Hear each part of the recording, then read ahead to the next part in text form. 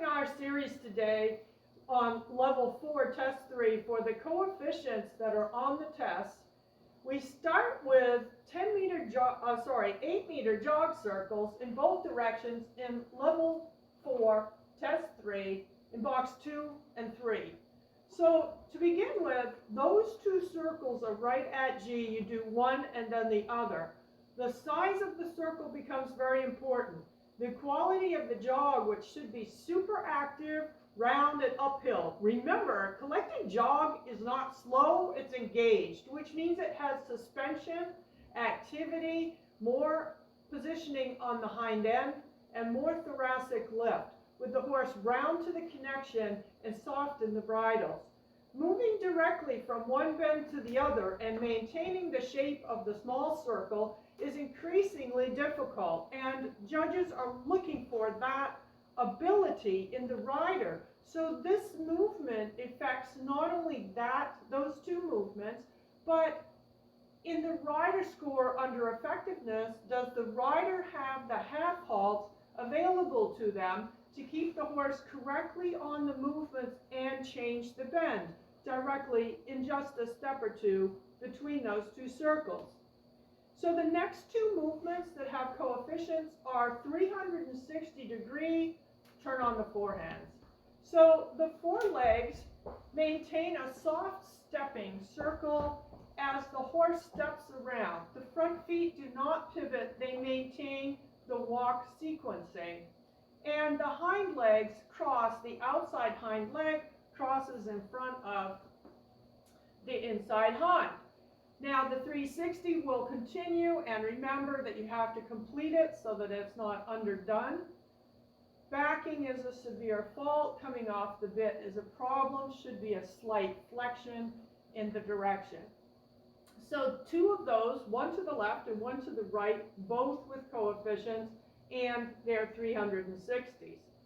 The extended walk again is HP on a 3/4 diagonal, and there again a ×2 with the collected walk at the end, and the collected walk is not slow, but it is active, round to the bridle. So now taking up the reins from the extended walk becomes very important. The walk itself needs to have a clear walk rhythm, and now we are truly looking for overtrack.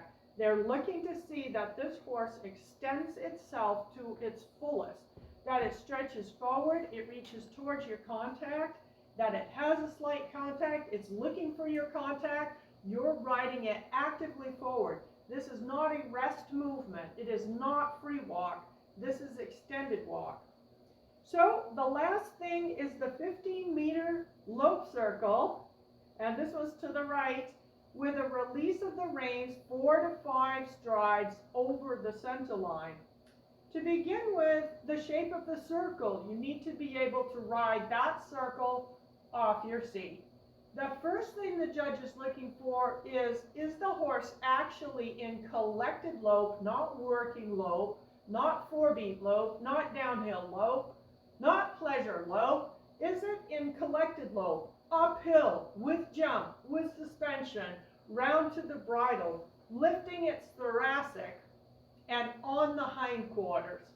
Then, when you release the reins are to show that when you release the reins, that you can hold the horse with your core and your seat in the collection, that you're not holding your horse together on the reins.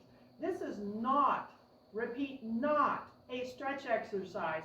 The horse should not expand. This isn't a stretch exercise. This is to show that you can ride a horse off your core and your seat correctly inside of the bridle, that you are not holding the horse on the bit.